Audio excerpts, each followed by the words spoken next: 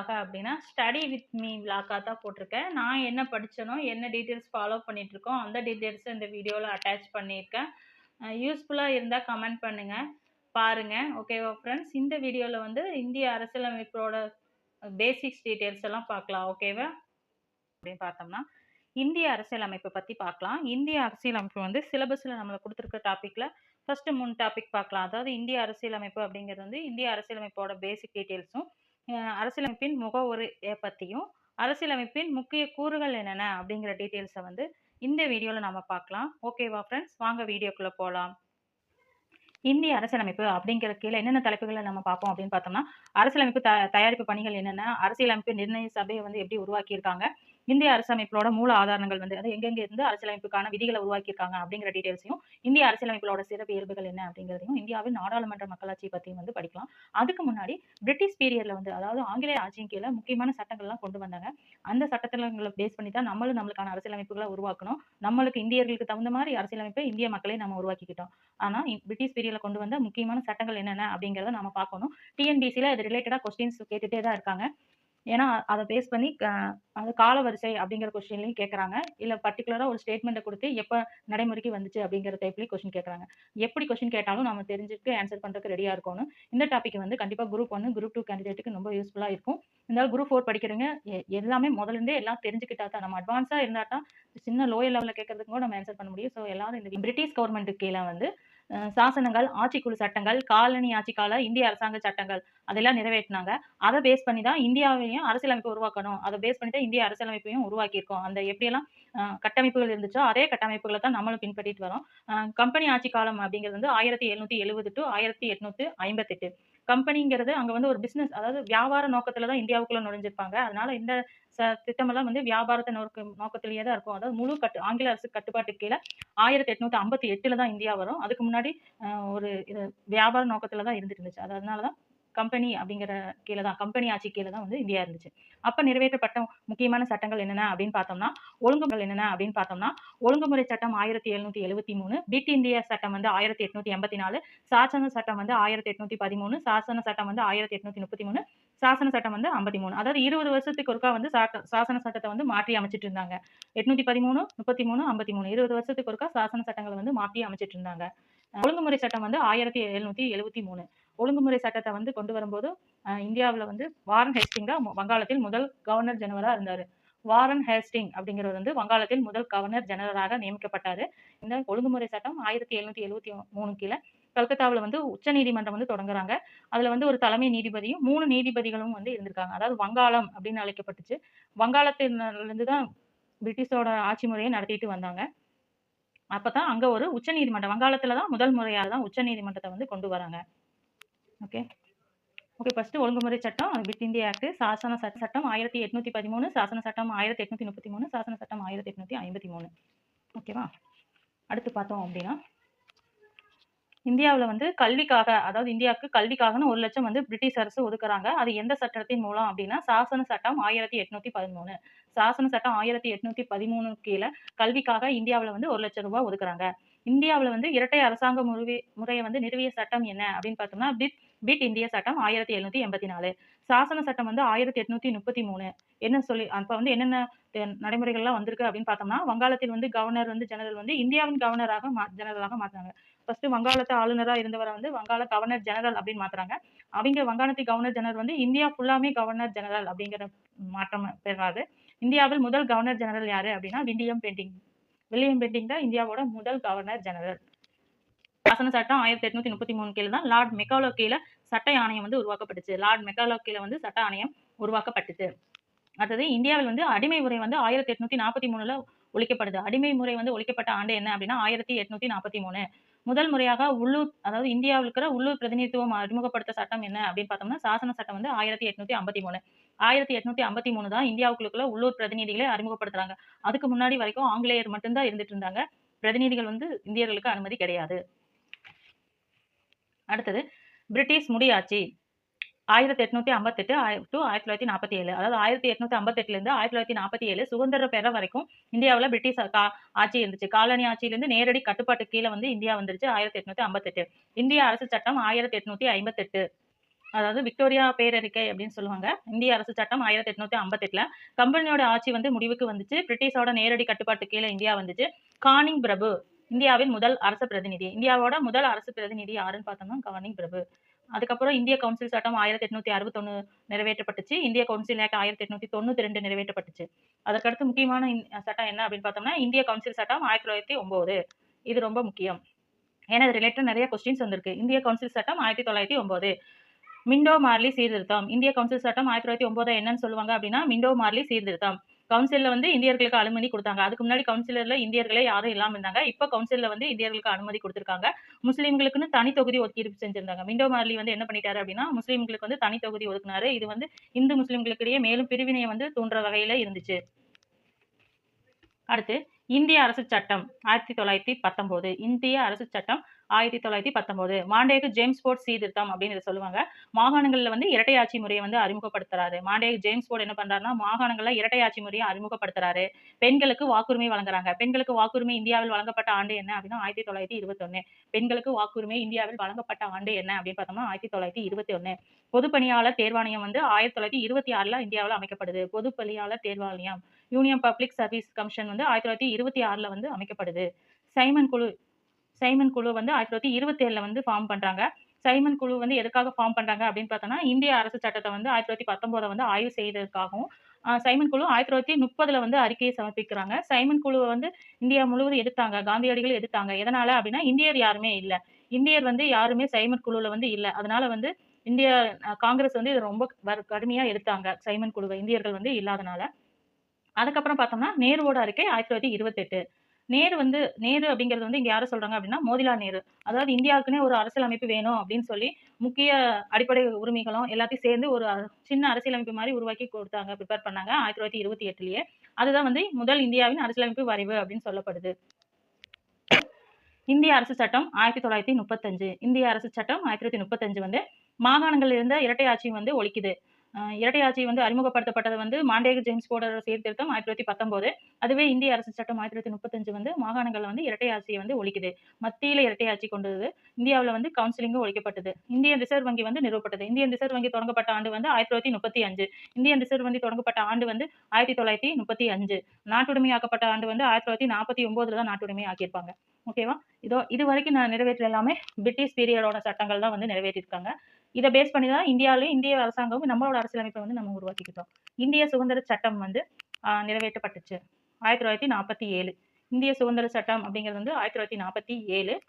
June 3 1947 mount pattern திட்டம் அப்படின்னு சொல்றாங்க. இந்தியன் சுதந்திர சட்டத்தை வந்து மவுண்ட் பேட்டன் திட்டம் அப்படின்னு சொல்றாங்க. இதை முஸ்லீம் லீக்கும் இந்தியன் தேசிய காங்கிரஸ் ரெண்டுமே சேர்ந்து ஏத்துக்கிட்டாங்க இந்த இந்திய சுதந்திர சட்டத்தை. ஜூன் 4 1947 சுதந்திர மசோதா வந்து அறிமுகப்படுத்துறாங்க.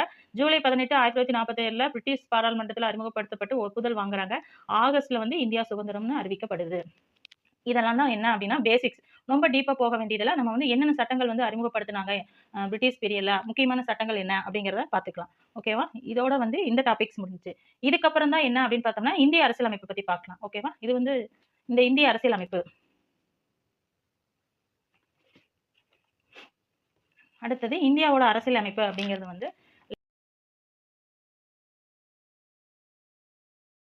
சாப்டரே என்ன அப்படின்னு பார்த்தோம்னா இந்திய அரசியலமைப்பு 10th புக்லயும் இருக்குது. அதுல இருக்கிறத வந்து நம்ம ஒவ்வொரு டாபிக்கா படிக்கும்போது அது கவர் ஆயிரும். இதுல வந்து எக்ஸ்ட்ராவா இருக்கிறது பார்க்குறோம். 10th போக எக்ஸ்ட்ரா இருக்க டாபிக்ஸை இதுல பார்க்கலாம்.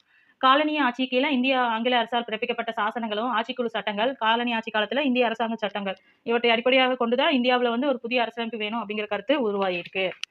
நாடாளுமன்றமே நமது அரசியலமைப்பின் கொள்கைகளையும் சட்டங்களையும் முடிவு செய்யும். இந்தியாவில் வந்து நாடாளுமன்றம் தான் நமது அரசின் கொள்கைகளையும் சட்டங்களையுமே முடிவு செஞ்சுட்டு இருக்குது. இந்திய அரசியலமைப்பின் 4வது பாகம் 4வது பாகத்துல என்ன சொல்லப்படுது அப்படின்னா இந்திய சமூகத்தில் வந்து பரவலாக நிலவும் பல சிக்கல்களை எதிர்கொள்ளும் சட்டங்களை அரசு உருவாக்கும் வகையில் விதிகளை கொண்டு உள்ளது. அரசு வந்து அதுக்கு தகுந்த மாதிரி சட்டங்களையும் விதிகளையும் உருவாக்குறதுக்கு தகுந்த மாதிரியே இந்திய அரசாங்கம் வந்து ஆர்டிகல்ஸ் வந்து அதுக்கு ஒரு விதி இருக்குது. பாகம் 4ல வந்து இருக்கு. தனது குடிமக்களால் ஒருபொழுதும் மீறப்படாத சில குறிப்பிட்ட அடிப்படை சட்டங்களை ஒரு அரசமைப்பு வந்து முன்மொழிகிறது. தனது குடிமக்களால் வந்து அரசமைப்பு சொல்ற சட்டங்களே என்னன்னா அந்த விதிகளை வந்து மீறக்கூடாது. அதுக்காக தான் சட்டமே வந்து நிறைவேற்றப்பட்டிருக்கு. ஓகே, அடுத்து பார்த்தோம் அப்படின்னா அரசியலமைப்பு உருவாக்கம் அப்படின்னா என்ன சொல்றோம் அப்படின்னா அரசியலமைப்பு உருவாக்கம் அப்படிங்கிறது என்ன அப்படின்னு பார்த்தோம்னா யாருக்காக உருவாக்கிறோம், யார் உருவாக்குறாங்க, அதுல என்னென்ன தகவல் இருக்குது அப்படிங்கறது சம்பந்தமா பேசுறதுதான் என்ன அப்படின்னா அரசியலமைப்பு உருவாக்கம் அப்படின்னு சொல்லுவாங்க. அடுத்தது பொது வாக்கெடுப்பு. பொது வாக்கெடுப்பு அப்படின்னா என்னன்னா, ஒரு சட்டம் நிறைவேற்றப்படுது அப்படின்னா அதுல வந்து மக்களும் கருத்து சொல்லலாம். மக்கள் வந்து தங்கள் கருத்தை வந்து பதிவு செய்யறதா என்ன அப்படின்னா பொது வாக்கெடுப்பு. அது வந்து ஒரு சட்டபூர்வமாக வந்து கவர்மெண்டே ஏற்படுத்தி, இப்போ ஒரு சட்டம் நிறைவேற்றப்படுது. இப்ப நம்மளதே இருக்குது. நீட் மசோதா வந்து நம்ம அ போராடிட்டு இருக்கோம். நீட் நம்மளுக்கு வேண்டாம் அப்படின்னு சொல்லி நம்ம போராடுறோம். அதே மாரி முஸ்லீம்களும் வந்து வக்காஃப் மசோதா வந்து நம்மளுக்கு வேண்டாம் அப்படின்னு சொல்லி போராடுறாங்க. ஆனா இதெல்லாம் நிறைவேற்றிட்டாங்க. நிறைவேற்றக்கு முன்னாடியே மக்களோட கருத்துக்கள வந்து பொது வாக்கெடுப்பு முறையில வந்து சொல்லணும் அப்படின்னு கருத்து இருக்கு. ஆனா இந்தியாவுல வந்து இதுவரைக்கும் பொது வாக்கெடுப்பு, அதாவது இந்திய அரசியலமைப்பு திருத்தங்களில் ஒன்றுக்கு கூட இதுவரைக்கும் பொது வாக்கெடுப்புக்கு விடப்பட்டதே இல்லை. பொது வாக்கெடுப்பு இந்தியாவுல இதுவரைக்கும் விடப்பட்டதே இல்ல. இது ஒரு இந்தியாவோட பின்னடைவு அப்படின்னு சொல்லலாம்.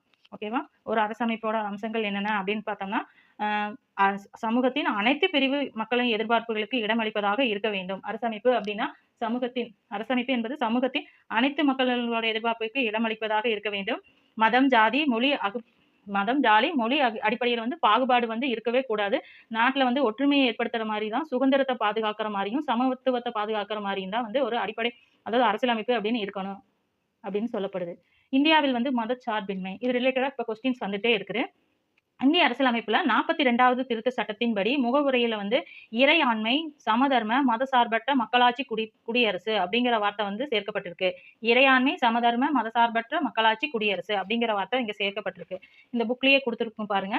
இந்திய மக்களாகிய, அதாவது இந்த நம்மளோட முகவுரையில் இப்படித்தான் இருக்கும். இந்திய மக்களாகிய நாம் உறுதியான ஒருமனதான தீர்மானத்துடன் இந்தியாவை இறையாண்மை மிக்க மக்களாட்சி, சமதர்ம, மதசார்பற்ற குடியரசாக உருவாக்குகிறோம். இந்த வார்த்தையை தான் அதாவது 42வது சட்ட திருத்தத்தின்படி இந்த வார்த்தையை தான் வந்து 42வது சட்ட திருத்தத்தின்படி 1977ல வந்து இணைச்சிருப்பாங்க. இந்திரா காந்தி இந்த வேர்டை வந்து ஆட் பண்ணியிருப்பாங்க. இந்த வேர்டை ஆட் பண்ணது யாரு அப்படின்னா இந்திரா காந்தி வந்து ஆட் பண்ணியிருப்பாங்க. ஓகேவா? ஓகே. இதுல வந்து இந்த பேஜ்ல வந்து இதுதான் முக்கியமானது. அது மத்த கொஸ்டின் எல்லாம் கேட்டா நம்ம ஈஸியா ஆன்சர் பண்ற மாதிரி தான் இருக்கும். முக்கியமானதை மட்டும் பார்க்கலாம். ஃபுல்லா நம்ம புக்கவே மக்கப் பண்ணணுங்கிறது இல்ல. அடுத்தது அரசியலமைப்பு தயாரிப்பு. அரசியலமைப்பு தயாரிப்பு அப்படிங்கிறது எப்படி அப்படின்னா, அரசியலமைப்பு தயாரிப்பு வந்து அரசியலமைப்பு நிர்ணய சபை, அதாவது தயாரிப்புக்குன்னு வந்து நிர்ணய சபையை வந்து இந்திய அரசாங்கத்துல உருவாக்குனாங்க. நிர்ணய சபையோட முதல் கூட்டம் எப்ப நடந்துச்சு அப்படின்னா 9 டிசம்பர் 1946ல வந்து முதல் கூட்டம் வந்து நடந்திருக்கும். அதுக்கப்புறம் 14 ஆகஸ்ட் 47ல மீண்டும் கூடிருச்சு. பாகிஸ்தான் பிரிவினைக்கு பின்னர் மீதமுள்ள இந்தியாவுக்கான அரசமைப்பு நிர்ணய சபை வந்து 14 ஆகஸ்ட் 1947ல வந்து கூடியிருக்கிறாங்க. கேபினட் மிஷன் என்று அழைக்கப்படும் பிரிட்டானிய அமைச்சரவை குழு வந்து முன்மொழிந்ததன் அடிப்படையில அரசியலமைப்பு நிர்ணய சபை உறுப்பினர்கள் வரிசையை அமைத்தது. கேபினட் மிஷன் அப்படிங்கிற குழு பரிந்துரைப்படி தான் நம்மளோட அரசியலமைப்பு நிர்ணய சபையோட உறுப்பினர்கள் வந்து அமைச்சிருக்கிறாங்க. புக்ல பார்த்தோம்னா இந்த இடத்துல இந்திய அரசியலமைப்பு நிர்ணய சபையின் வரைவு குழு உறுப்பினர்கள் அப்படின்னு சொல்லி போட்டிருக்கேன். ஓகே. இதனோட உறுப்பினர்கள் வந்து யாராரு, அரசியலமைப்பு நிர்ணய சபையோட உறுப்பினர்கள் யாராரு அப்படின்னு பார்த்தோம்னா, மாகாணங்கள்ல இருந்து 292 பேர். மாகாணங்கள் அப்படின்னா மாநிலங்கள், அதாவது மாகாணங்கள்ல இருந்து 292 பேரும், சுதேச அரசாங்கத்திலிருந்து, அப்ப சுதேச அரசுகள் இருந்துச்சுல, அங்கிருந்து 93 பேரும் உறுப்பினர்களா வந்து இருந்திருக்காங்க. ஒவ்வொரு மாகாணத்திற்கும் இந்து, முஸ்லீம், சீக்கியர் அப்படின்னு எல்லா மக்கள் தொகை விகிதத்திற்கு அடிப்படையில ஒதுக்கப்பட்டிருக்கு. இந்த உறுப்பினர்கள் வந்து அந்தந்த மாகாணத்துக்கு மாற்றத்தக்க வாக்கு ஒதுக்கப்பட்ட எண்ணிக்கையில் ஒற்றை மாற்று வாக்கு அடிப்படையில் விகிதாச்சார பிரதிநிதித்துவ முறையில தேர்ந்தெடுத்திருக்காங்க. அரசியல் நிர்ணய சபை உருவாக்கம் என்ப அப்படின்னா 284 உறுப்பினர்கள் வந்து 26/11/1949 ஆண்டு அரசியலமைப்பை ஏற்று கையொப்பமிட்டு அரசியலமைப்பை நிறைவேற்றினார்கள். கையொப்பமிட்டு, அதாவது 284 உறுப்பினர்கள் தான் கையொப்பமிட்டு இருக்காங்க. அரசியலமைப்பு நிர்ணய சபையின் முதல் கூட்டம் வந்து 1946 டிசம்பர் 9 அன்று 11 மணிக்கு டெல்லியில வந்து தொடங்கப்பட்டுச்சு. இதுல வந்து தற்காலிக தலைவரா யார் தேர்ந்தெடுப்பாங்க? தற்காலிக தலைவரா அப்படின்னா சச்சிதானந்த சின்ஹாவை வந்து தற்காலிக தலைவரா தேர்ந்தெடுத்திருப்பாங்க.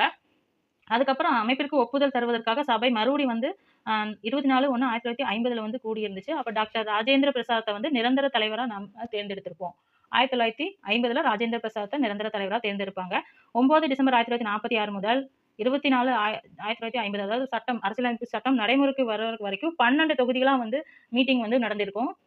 இப்போ ஒரு தொகுதி எப்படின்னா டிசம்பர் 9 முதல் 23 வரை ஒரு தொகுதியும், ஜனவரி 20 ஜனவரி முதல் 25 ஜனவரி 1947ல ஒரு மீட்டிங்கும், டிசம்பர்ல 1946ல ஒரு மீட்டிங்கு, ஜனவரியில 1947ல ஒரு மீட்டிங்கு, ஏப்ரல் முதல் மே 2 வரைக்கும் ஒரு மீட்டிங்கு 1947ல. அதுக்கப்புறம் மறுபடியும் ஜூலை 14 டு ஜூலை 31 வரைக்கும் 1947ல மற்றொரு மீட்டிங்கு, ஆகஸ்ட் 14 முதல் ஆகஸ்ட் 30 வரைக்கும் 1947ல மறுபடியும் ஒரு மீட்டிங்கு, ஜனவரி 27 1948ல ஒரு மீட்டிங்கு, நவம்பர் 1948 நவம்பர்ல இருந்து ஜனவரி 4 வரைக்கும் 1949ல ஒரு மீட்டிங்கு. அடுத்தது மே 16லேருந்து ஜூன் 16 வரைக்கும் 1949 மறுபடியும் ஒரு மீட்டிங். 30 ஜூலை முதல் 18 செப்டம்பர் வரை 1949ல தொகுதி 9ஓட மீட்டிங். தொகுதி 10 வந்து அக்டோபர் 6 முதல் 17 வரைக்கும் 1949ல ஒரு மீட்டிங். தொகுதி 11 வந்து 1949 நவம்பர் 14 முதல் 26 வரைக்கும் ஒரு மீட்டிங். கடைசி மீட்டிங் வந்து ஜனவரி 24 1950.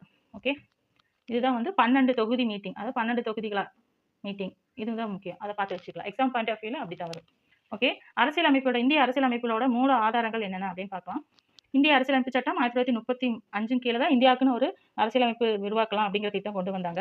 இதுல வந்து அரசியலமைப்பு மூலங்கள் அப்படின்னா நம்ம நாட்டில் பின்பற்றிட்டு வர ஒவ்வொரு சில கொள்கைகள்லாம் வந்து எங்கிருந்து எடுத்தோம் அப்படிங்கிறது தான்.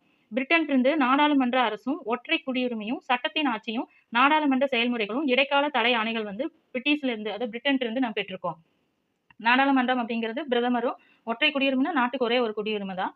அதே மாதிரி சட்டத்தின் ஆட்சிங்கிறது நடைமுறையில் இது எல்லாமே பிரிட்டிஷ்கிட்ட இருந்து வாங்குறோம். அடுத்தது அமெரிக்க அரசியலமைப்பிலிருந்து எது வாங்குறோம் அப்படின்னா அடிப்படை உரிமைகள், நீதி சீராய்வு, குடியரசுத் தலைவர் மீதான பதவி நீக்க தீர்மானம், உச்ச நீதிமன்ற உயர்நீதிமன்ற நீதிபதிகள், குடியரசு துணைத் தலைவர், அடிப்படை உரிமை, குடியரசு துணைத் தலைவர், பதவி நீக்கம், உச்ச நீதிமன்ற உயர்நீதிமன்ற நீதிபதிகள் இது எல்லாமே எங்கிருந்து பெற்றிருக்கோம் அப்படின்னா அமெரிக்க அரசியலமைப்பிலிருந்து பெற்றிருக்கோம்.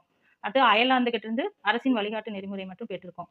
அயர்லாந்து கிட்ட இருந்து அரசின் வழிகாட்டு நெறிமுறை பெற்றிருக்கோம். கனடாட்ட இருந்து அப்படின்னா மத்திய மாநில அரசோட கூட்டாட்சி வந்து கனடாட்ட இருந்து பெற்றிருக்கோம். அதுபோக பொதுப்பட்டியல், மத்திய அரசால் மாநில ஆளுநர் நியமனம், இந்த மாதிரி விதிமுறைகள் எல்லாம் எங்கிருந்து பெற்றிருக்கோம்னா கனடா அரசு கிட்ட இருந்து பெற்றிருக்கோம். ஆஸ்திரேலியாவிட்ட இருந்து நாடாளுமன்றத்தில் ஈரவை கூட்டம், அதுக்கு சபாநாயகர் தலைமை தாங்குவார்ல, அந்த இதை எங்கிருந்து பெற்றிருக்கோம் அப்படின்னா ஆஸ்திரேலியாட்ட இருந்து பெற்றிருக்கோம். அடுத்தது ஜெர்மனி வெய்மேர் அரசமைப்பு அப்படின்னா நெருக்கடி காலத்துல வந்து அடிப்படை உரிமைகளை வந்து பறிக்கிறத வந்து ஜெர்மனி கிட்ட இருந்து பெற்றிருக்கோம். சோவியத் யூனியன்ல இருந்து அடிப்படை கடமைகளையும், முகப்புரையில இருக்கிற சமூகம், பொருளாதாரம், அரசியல் அப்படிங்கிற வார்த்தையை வந்து நம்ம சோவியத்துக்கிட்ட இருந்து பெற்றிருக்கோம். குடியரசு, முகப்புரையில் சுதந்திரம், சமத்துவம், சகோதரத்துவம் இந்த கருத்துக்களை வந்து பிரெஞ்சு கிட்ட இருந்து பெற்றிருக்கோம். தென்னாப்பிரிக்காட்டில இருந்து எது வாங்கியிருக்கிறோம்னா அரசமைப்பு திருத்த முறை, மாநிலங்களவை உறுப்பினர் தேர்வு, இதெல்லாம் வந்து தென்னாப்பிரிக்காட்டில இருந்து வாங்கியிருக்கோம். ஓகே ஓகே அடுத்து என்ன பார்க்கலாம்னா அரசியலமைப்புகளோட சிறப்பு இயல்புகள். அடுத்தது அரசியலமைப்போட சிறப்பு இயல்புகள் அப்படின்னா நீளமான எழுதப்பட்ட அமைப்பு. இந்திய அரசியலமைப்பு வந்து உலகிலேயே நீளமாக எழுதப்பட்ட ஒரு அரசியல் அமைப்பு. இந்திய அரசியலமைப்பை வந்து கைகளாலேயே எழுதியிருப்போம். அதில் வந்து ஏற்றுக்கொள்ளப்பட்ட, அதாவது ஹிந்தி பிரதிநிதி ஏற்றுக்கொள்ளப்பட்டது, அது போக ஆங்கில பிரதிநிதியும் வந்து வச்சிருக்கோம்.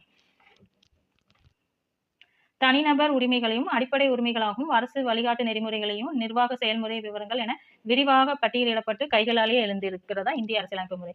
அடுத்தது இறுக்கம் மற்றும் நெகிழ்வுத்தன்மை இரண்டும் கொண்ட தனித்துவம். இந்திய அரசியலமைப்பை வந்து சில விதிகளை வந்து நம்ம வந்து மாற்றிக்க முடியும். அதுவே வந்து சில விஷயங்களை வந்து மாற்ற முடியாது. அதாவது அரசு வந்து மக்களுக்கான விதிகளை வந்து கொண்டு வரலாம். சட்டங்களை வந்து புது புது சட்டங்களை கொண்டு வரலாம். ஆனா வந்து அடிப்படைக்கு நமக்கு உச்ச நீதிமன்றத்துக்கு கீழே தான் நம்ம மத்த எல்லாமே நடைமுறை இருக்கு. அதை மாத்தணும் அப்படின்னு அரசு நடந்தா அது பண்ண முடியாது. அது மாதிரி நெகிழ்வுத்தன்மையும் இந்திய அரசியலமைப்புல இருக்கு, இறுக்கமும் இருக்கு. இப்ப இருக்கிற நம்மளோட சிச்சுவேஷனை வச்சே நம்ம கண்டுபிடிச்சிடலாம். நம்மளோட இது, அதாவது சென்ட்ரல் கவர்மெண்ட், நம்ம ஸ்டேட் கவர்மெண்ட்டுக்கும் சென்ட்ரல் கவர்மெண்ட்டுக்கும் சில இஷ்யூஸ் ஆகிட்டே இருக்கு. அதை நம்ம ஆகுனா எங்க கொண்டு போறோம் அப்படின்னு பார்த்தோம்னா உச்ச நீதிமன்றத்துக்கு தான் நம்ம கொண்டு போறோம். உச்ச நீதிமன்றம் நம்மளுக்கு சாதகமான தீர்ப்பு வருது. இதே வந்து அரசியலமைப்பு திருத்தலாம் அப்படிங்கிற சூழ்நிலை இருந்துச்சு அப்படின்னா உயர் நீதிமன்றத்தை வந்து அதாவது நீதிமன்றங்களை வந்து டம்மியா பண்ணிட்டு ஜனநாயக ஆட்சிங்கிறதுக்கு பொதுவாக அதிபர் ஆட்சியாட்ட வந்துடும். ஸோ இந்த மாதிரி இஷ்யூஸ் எல்லாம் இருக்கக்கூடாது அப்படிங்கிறதுக்காக தான் நம்மளோட அரசியலமைப்பு வந்து இறுக்கமும் இருக்கும், நெகிழ்வுத்தன்மையும் இருக்கும். இரண்டும் கொண்டதான் நம்மளோட அரசியலமைப்பு. அடுத்தது என்ன அப்படின்னு பார்த்தோம்னா இறையாண்மை, சமதர்மம், மத சார்பின்மை, இதெல்லாம் மக்களாட்சி, குடியரசு. இந்தியாவில் வந்து நம்மளோட கவர்மெண்ட் எப்படி இருக்கு அப்படின்னு பார்த்தோம்னா வயது வந்த அனைவருக்கும் வாக்கு அப்படின்னா 18 வயது வந்த அனைவருமே வாக்குரிமை வந்து அளிக்க முடியும் இந்தியாவில். இந்தியா ஒரு இறையாண்மை கொண்ட அரசு. உள்நாட்டு வெளிநாட்டு விவகாரங்களில் எவ்விதமான வெளிநாட்டின் தலையீடும் இன்றி நிர்வகிப்பது ஆகும். இறையாண்மைனா நம்மளோட உள்நாட்டு விவகாரங்களையும் வெளிநாட்டு விவகாரங்களையும் மற்ற எந்த வெளிநாடும் தலையிடாம இருப்பது தான் என்ன அப்படின்னு சொல்றாங்கன்னா இறையாண்மை அப்படின்னு சொல்றாங்க. இந்தியாவோட இறையாண்மை அப்படின்னா உள்நாட்டு விவகாரங்களில் வெளிநாட்டு எந்த ஒரு வெளிநாடும் நம்ம நாட்டு மேல தலையிடாம இருக்கணும். பட் இப்ப நடக்கிற சுச்சுவேஷனை பார்த்தா ஆப்போசிட்டா தான் இருக்கு. சரி, நம்ம அரசியல் பேச வேண்டாம். இந்திய அரசியலமைப்பில் சமதர்மம் என்ற சொல் வந்து 42வது திருத்த சட்டத்தின் மூலம் இணைக்கப்பட்டுள்ளது. இந்தியாவில் வந்து சமதர்மம், முதலாளித்துவம் ஆகிய பொருளாதாரங்கள் இணைந்து கலப்பு பொருளாதார முறையை கடைபிடிக்கப்படுகிறது. இந்தியாவில் பொறுத்தவரை மத சார்பின்மை அப்படின்னா இந்தியாவில் அரசு மதம் என ஒன்று இல்லை, அனைத்து மதங்களுமே சமமாக அங்கீகரிக்கப்பட்டு உள்ளது. இந்தியாவில் குடியரசு என்பது இந்தியாவில் முடியரசு மூலமாக அல்லாமல் தேர்தல் மூலமாகவே தலைவர்களை தேர்ந்தெடுக்கிறோம். புரியுதா? இறையாண்மை அப்படின்னா நம்ம நாட்டு விவகாரங்களை எந்த ஒரு நாடும் தலையிடாம இருக்கிறது. மதச்சார்மைனா அரசுக்குன்னு ஒரு மதம் இல்லை, அனைத்து மதங்களுமே சமமா நடத்துறது. குடியரசு அப்படிங்கிறது வந்து தேர்தல் மூலமா தான், அதாவது மக்கள் மூலமா தான் எல்லாத்தையுமே தேர்ந்தெடுத்துட்டு வரோம். யாரையும் நியமனம் செய்யப்படுறது இல்லை.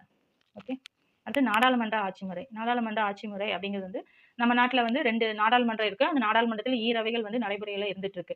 அடுத்து ஒற்றை குடியுரிமை அப்படிங்கிறது வந்து இந்தியாவுல வந்து ஒரே ஒரு குடியுரிமை தான் இருக்குது. அது மத்திய அரசு தான் வழங்கும். மாநில அரசுக்கு குடியுரிமை சார்ந்த எந்த சட்டமும் வந்து இல்ல.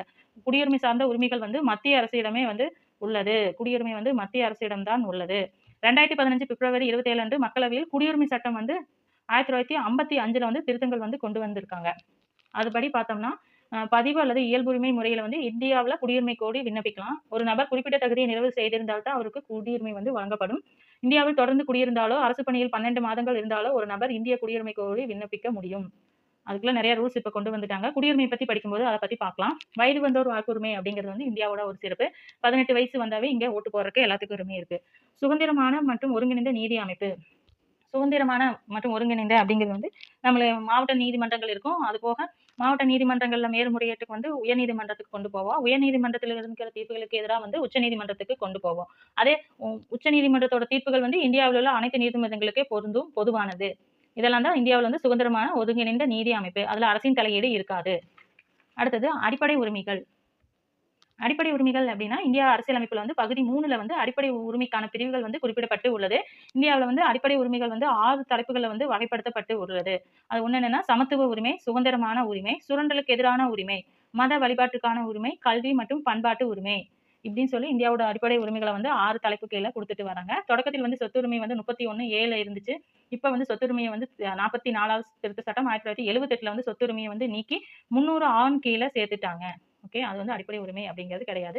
நீக்கப்பட்ட சட்ட திருத்தம் வந்து 44வது சட்ட திருத்தம் 1944வது சட்ட திருத்தம் 1978. இத மட்டும் முக்கியமா நோட் பண்ணிக்கங்க. அடுத்து ஒரு நபர் தமது அடிப்படை உரிமைகளை மீறப்பட்டதாக கருதுவாரானால் நீதிமன்றத்தை நாடி நிவாரணம் அடைய முடியும். ஒருவர் வந்து நமக்கு அடிப்படை உரிமைகள் இல்ல, நம்மளோட உரிமைகள் பறிக்கப்படுது அப்படின்னு நினைச்சோம்னா நீதிமன்றத்தை வந்து நேரடியா தொடர்பு கொள்ள முடியும். நேரடியாக உச்ச நீதிமன்றத்தை நாடும் உரிமை வந்து எதுல இருக்கு அப்படின்னு பார்த்தோம்னா 32 ஆர்டிகல்ஸ் 32. இந்த ஆர்டிகல்ஸ் 32 அப்படிங்கிறது வந்து நம்ம அடிப்படை உரிமைகளை பாதுகாக்கும்.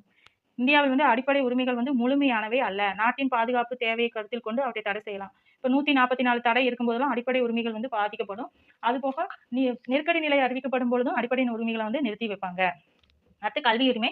இந்திய அரசியலமைப்புல வந்து இந்திய அரசியல் 97 வந்து 6 வயது முதல் இந்திய அரசியலமைப்புல ஆர்டிகல்ஸ் 21(a)ல வந்து 6 முதல் 14 வயது வரை உள்ள அனைத்து குழந்தைகளுக்கும் வந்து இலவச கட்டாய கல்வி. இதுதான் வந்து கல்வி உரிமை.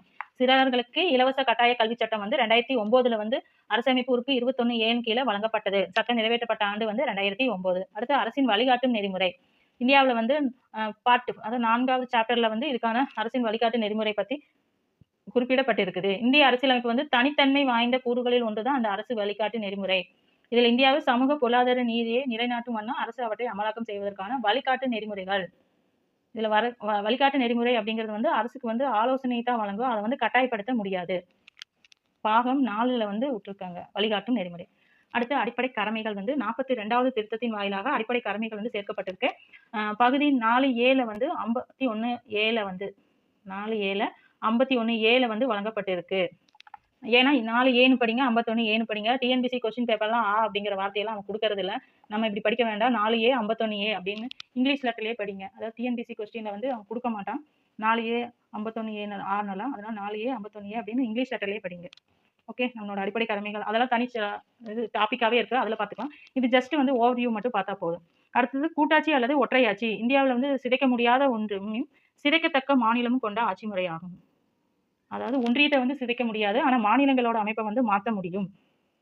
ஒரு 2 மாநிலங்களை சேர்த்து ஒரே மாநிலமாகவும், ஒரே மாநிலத்தை 2 மாநிலங்களாகவும் பிரிக்க முடியும். இந்திய அரசமைப்பு வந்து ஒற்றையாட்சி முறை, கூட்டாட்சி முறை இரண்டையும் நேரம், சூழல் போன்ற தேவைக்கேற்ப பயன்படுத்திக் கொள்ளத்தக்க ஆட்சி முறையும் கொண்டிருக்கு. அடுத்தது நீதி சீராய்வு சமநிலை நாடாளுமன்றம். இந்திய அரசமைப்பு வழங்கியுள்ள அடிப்படை உரிமைகள் மீறப்படாமல் கண்காணிப்பில் வந்து நாடாளுமன்றம் நிர்வாக செயல்பாடுகள் தேவைப்பட்டால் தலையிடுவதிலும் நீதித்துறைக்கு சுதந்திரம் வழங்கப்பட்டு உள்ளது. ரொம்ப பண்றாங்க. அதாவது கவர்மெண்ட் வந்து மக்களுக்கு அடிப்படை உரிமைகளை பறிக்கிற மாதிரி இருந்தா அதை நீதித்துறை வந்து தலையிட்டு தடுக்கிறதுக்கு உரிமை இருக்கு. நாடாளுமன்றத்தில் இயற்றப்பட்ட சட்டம் அரசியலமைப்பின் அடிப்படை தத்துவத்திற்கு முரணாக இருந்தால், அதாவது நாடாளுமன்றத்தில் இயற்றப்பட்ட சட்டம் அரசியலமைப்பின் அடிப்படை தத்துவத்திற்கு முரணாக இருந்தால் அதை செல்லாதாக்கும் அதிகாரம் நீதி சீராய்வு எனப்படும். இப்போ ஒரு சட்டம் நிறைவேற்றுறாங்கன்னா அது சரியில்லை அப்படின்னா அது செல்லாது அப்படிங்கிற சொல்ற அதிகாரம் வந்து நீதிமன்றத்திற்கு இருக்கு. இந்தியாவிலோட குடியுரிமை வந்து ஒரு நாட்டின் சட்டப்பூர்வ உறுப்பினர் யார் என்பதை அடையாளம் காண்பதே குடியுரிமை. குடியுரிமை சட்டம் வந்து 1955ல வந்து நிறைவேற்றப்பட்டுச்சு. அதுக்கப்புறம் திருத்திட்டே வந்திருக்காங்க. அதை பத்தி குடியுரிமைகள் சாப்டர் வரும்போது அதுல பார்க்கலாம். இந்தியாவில் நாடாளுமன்ற மக்களாட்சி. இந்தியாவில் நாடாளுமன்ற மக்களாட்சி அப்படின்னா உறுப்பு 79 கீழ் இந்தியாவில் ஒன்றியத்தின் நாடாளுமன்றமும் குடியரசுத் தலைவர் மற்றும் ஈரவை கொண்ட அமைப்பு ஆகும். ஈரவை இருக்குது. ஒன்று வந்து லோக்சபா, ராஜ்யசபான்னு சொல்லி இந்திய நாடாளுமன்றத்தை சொல்லுவாங்க. அது இந்த இதில் போட்டிருக்கு பாருங்க. இந்திய நாடாளுமன்ற முறை வந்து எப்படின்னா, நாடாளுமன்ற முறை குடியரசுத் தலைவர் அரசு முறை வந்து அமெரிக்காவில் இருக்குது. நாடாளுமன்ற முறை வந்து இந்தியாவில் இருக்கு. நம்ம நாடாளுமன்ற முறை எதை பேஸ் பண்ணது அப்படின்னா பிரிட்டிஷ் பாராளுமன்றத்தை பேஸ் பண்ணது. நாடாளுமன்றத்தை வந்து 3ஆ பிரிக்கிறாங்க. ஒன்று குடியரசுத் தலைவர், மாநிலங்களவை, மக்களவை. நாடாளுமன்றம் அப்படிங்கிறது வந்து 3 பகுதியாக பிரிச்சிருக்காங்க. ஒன்று வந்து குடியரசுத் தலைவர், மாநிலங்களவை, மக்களவை. குடியரசுத் தலைவரை வந்து யார் தேர்ந்தெடுப்பாங்கன்னா எம்எல்ஏ, எம்பி அவங்க தான் வந்து குடியரசுத் தலைவரை தேர்ந்தெடுப்பாங்க. மாநிலங்களவை உறுப்பினர்கள் வந்து யார் தேர்ந்தெடுப்பாங்கன்னா விகிதாச்சார அடிப்படையில் மாநிலங்களில் எத்தனை உறுப்பினர் இருக்கிறாங்களோ அது விகிதாச்சார அடிப்படையில் வந்து உறுப்பினர்கள் வந்து தேர்ந்தெடுக்கப்படுவாங்க. மக்களவையை வந்து மக்களால் நேரடியாக தேர்ந்தெடுக்கிறார். எம்பியை வந்து எலெக்ஷன் மூலமா தேர்ந்தெடுப்போம். இது வந்து நம்ம செலக்ட் பண்ண கேண்டிடேட்டுக்கு வந்து தேர்ந்தெடுப்பாங்க மாநிலங்களவை உறுப்பினர்களை. ஆனால் மக்களவையில் வந்து நம்ம நேரடியாக தேர்ந்தெடுக்கிறது தான் எம்பியா போவாங்க. 545 தொகுதி இப்போ நம்மளுக்கு 545 உறுப்பினர்கள் இருக்கிறாங்க நம்ம நாடாளுமன்றத்தில். 543 உறுப்பினர்கள் வந்து நேரடியாக தேர்ந்தெடுக்கப்படுகிறாங்க. 2 உறுப்பினர்கள் வந்து குடியரசுத் தலைவரால் நியமிக்கப்படுவாங்க. அதுவே மாநிலங்களவையில் வந்து 238 உறுப்பினர்கள் வந்து மாநிலம் மற்றும் யூனியன் பிரதேசங்கள்ல இருந்து தேர்ந்தெடுக்கப்படுகிறாங்க. 12 உறுப்பினர்களை வந்து குடியரசுத் தலைவர் வந்து நியமிப்பாங்க. இதை பத்தி நம்ம மத்திய அரசு பத்தியும் மாநில அரசு பத்தியும் தனி சாப்டர் இருக்கு, அதில் பார்க்கலாம். இது ஜஸ்ட் பேசிக்ஸ் பார்த்துக்கலாம். அடுத்தது இது வந்து தமிழ்நாட்டை பத்தி சொல்லியிருக்காங்க. தமிழ்நாட்டின் மாநில சட்டமன்றத்தில் நடைபெற்ற ஆரோக்கியமான விவாதங்கள் என்னென்ன அப்படின்னு சொல்லி போட்டிருக்காங்க. இதுல வந்து இந்திய அரசு அமைப்பு சட்டத்தின் கீழே உருவான மதராஸ் மாகாண முதல் சட்டமன்றம். இந்திய அரசியலமைப்பு கீழே உருவாக்கப்பட்ட முதல் மதராஸ் மாகாண சட்டமன்றம் வந்து 1952 இருந்து 57 வரைக்கும் ராஜாஜி தான் அரசு கொண்டு வந்த அடிப்படை கல்வி திட்டம் வந்து விமர்சிக்கப்பட்டது. அதை விட்டுலாம். அடுத்தது அவருக்கு அப்புறம் முதலமைச்சர் பதவியை ஏற்ற காமராஜர் அமைச்சரவையில் 1954 அரசின் கல்வி அமைச்சர் சி சுப்பிரமணியத்துடன் திட்டம் ரத்து செய்யப்படுவதாக அறிவித்தார். அதாவது ராஜாஜி கொள்ளி வந்து அடிப்படை கல்வி திட்டத்தை வந்து காமராஜர் வந்து ரத்து செய்யறாரு. சென்னை மாகாண தலைவராக ராஜாஜி தனது முதல் நிதிநிலை அறிக்கையை வந்து 1937 சென்னை மாகாண தலைவராக ராஜாஜி வந்து தனது முதல் நிதிநிலை அறிக்கையை வந்து 1937 மதராஸ் சட்டமன்றத்தில் ஜெனட் அவையில வந்து சேப்பாக்கம் மதராஸ் பல்கலைக்கழக சேப்பாக்கம் வளாகத்துல வந்து தாக்கல் செய்திருப்பாரு. 1967 திராவிட முன்னேற்ற கழகம் ஆட்சிக்கு வந்துச்சு. CN அண்ணாதுரை முதல்வியாக பதவியேற்றார். அவரது ஆட்சி காலத்துல வந்து இந்து திருமண சட்டங்கள் திருத்தப்பட்டு சுயமரியாதை திருமணங்கள், அதாவது மத சடங்குகள் இல்லாமல் மேற்கொள்ளப்படும் திருமணங்கள் வந்து அங்கீகரிக்கப்பட்டது. அதுக்கப்புறம் பிற்படுத்தப்பட்ட வகுப்பினர்களுக்கு இடஒதுக்கீடு, முஸ்லீம்களுக்கு சிறப்பு உள் ஒதுக்கீடு வழங்குவது, பட்டியலினங்களுக்கு பழங்குடியினருக்கு ஒதுக்கீடு, இதெல்லாம் வந்து கலைஞர் பீரியட்ல கொண்டு வந்திருக்காங்க. அனைத்து இந்திய அண்ணா திராவிட முன்னேற்ற கழகத்தை வந்து MG ராமச்சந்திரன் வந்து 10 ஆண்டு ஆட்சியில வந்து நிறைய, அதாவது வாரிசு அடிப்படை கிராம நிர்வாக அலுவலருக்கான கருணாயம் பதவியை முடிவு கட்டினாரு. மதிய உணவு திட்டத்தை விரிவுபடுத்துறாரு. சத்துணவு திட்டமா மேம்படுத்துறாரு.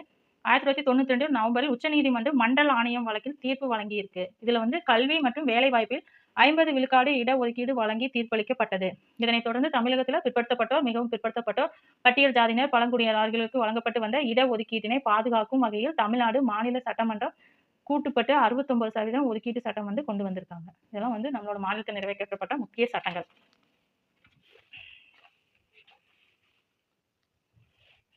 அடுத்தது தமிழ்நாடு மாநில சட்டமன்றம் வந்து 234 உறுப்பினர்களை கொண்டது. 184 உறுப்பினர்களும் பொது தொகுதியிலிருந்து 45 உறுப்பினர்கள் வந்து தனி தொகுதியிலிருந்து தேர்ந்தெடுக்கப்படுகிறாங்க.